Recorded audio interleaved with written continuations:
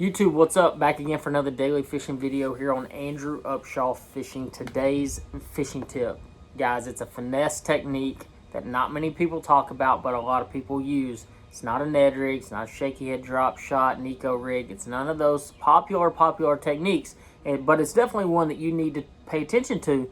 And the next time you're on the water, I promise you one thing. If you pick this thing up and those fish are shallow, you're going to catch some fish on it, no questions asked. Guys, real quick though, if you have not subscribed to this channel, please subscribe to this channel. Bottom right hand corner, there's a little square button that's red. You might not be able to see it, especially some of you older guys that watch my channel, but it does say subscribe in it. So hit that subscribe button and sign into your Gmail and go ahead and do that real quick. And drop down a comment below, what is your favorite color or finesse bait? We all have our favorite colors now. Don't y'all get to lying on me now. Every one of y'all have a favorite color when it comes to finesse fishing, whether it's green pumpkin, Aaron's Magic, I don't care what it is. Drop it below, I'd love to hear what it is, and I hope y'all enjoy this video.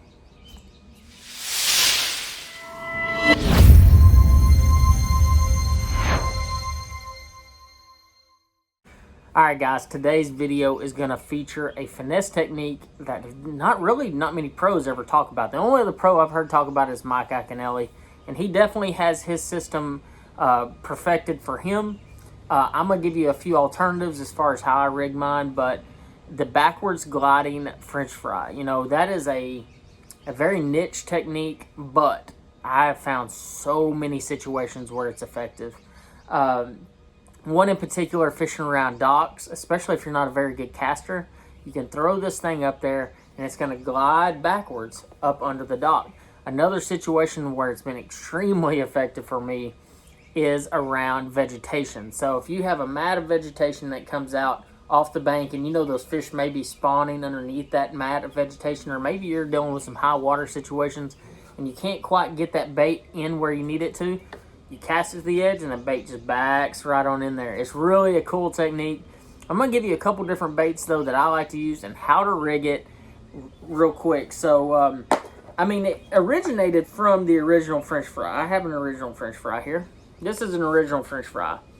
It looks kind of silly. It's a do-nothing style worm. Over time, I've kind of adapted the way that I fish it.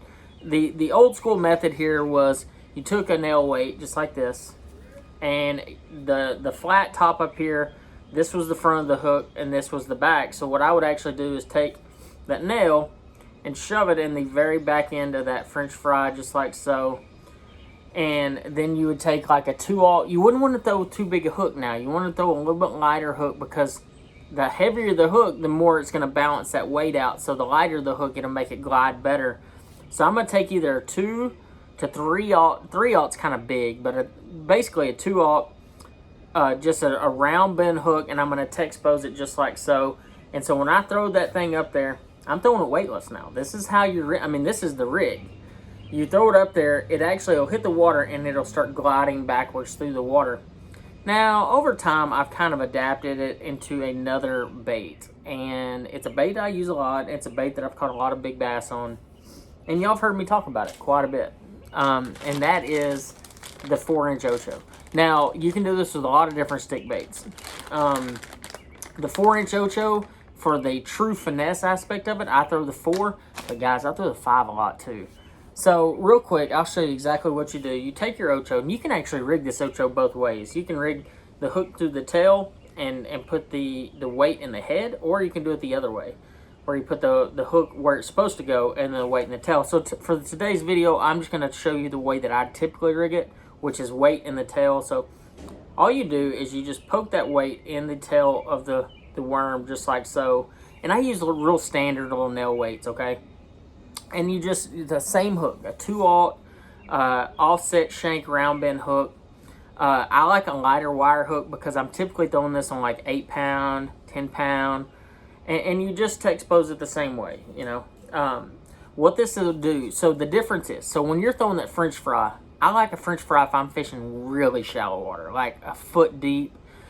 The bad thing about the French fry, A, it's really hard to cast, and B, it has a really slow fall rate unless you put a really heavy nail weight in there, and that kind of defeats the purpose a little bit. It'll still make it glide, but it makes it glide a lot faster.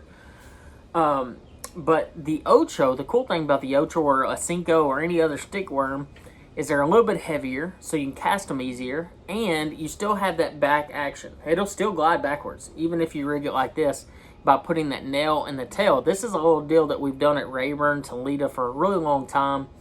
But I'm going to show you one other alternative method whenever it comes to nail weighting this particular worm. You know, like I said, this all started for me whenever I was nail weighting French fries. I actually watched Iaconelli do it, and it was so fascinating to me that how good he was with that thing. He actually, I think he even designed some plastics for it, some like dual density plastics over the years. I think he had some at like True Tungsten. I think he had one at Berkeley. Still might even have one at Berkeley. But guys, it's not the plastic. I mean, I can make this super simple for you. If you take like an old school Zoom French fry, a ring fry is really good too. A 4-inch Ocho, you can nail weight that thing.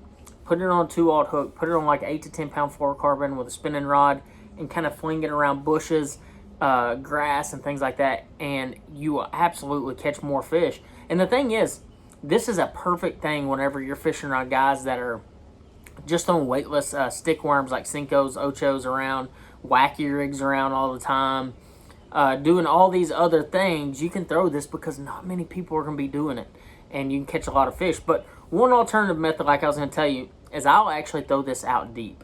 I know that sounds kind of crazy, and people are going to be like, man, why in the heck would you do that? Guys, so many times, especially right now, these fish are suspending, and the reason they're suspending so much is because of pressure. Guys have learned how to offshore fish. They've learned how to go out there on those ledges, and it's made it kind of difficult to catch some of those fish. Well, I'm not going to say you need to go throw a 4-inch Ocho with a little tiny nail weight and go dob around. I'm not going to say that. Now, the way that I fish it, though, is I take a 5-inch Ocho. So just imagine this is a 5-inch. I've taken the nail out. I'm going to take a heavier nail. So this is the nail that I throw in shallow water, and this is the nail that I'm going to throw out deep. So it's quite a bit heavier, okay? So I always bite the tail off that 5-inch Ocho, and I will put this thing all in there, the whole thing. I want the whole entire thing in there. Now, in this situation, you're throwing the 5, you're throwing a heavier hook. So you see how much that's in there. So what it's going to do is it's going to tail down. It's going to tail down fast. It's going to fall past those fish, but not like insanely fast. So you're throwing like on 14-pound test. You throw a bait casting rod on this. The 5-inch Ocho, 3 to 4-aught hook. So your hook size is not nearly as important because you're throwing such a heavy weight in the tail. And this, I think, is like an 1/8 ounce. So this thing's falling down through there. And you just kind of work it up. You just kind of feather it across that ledge.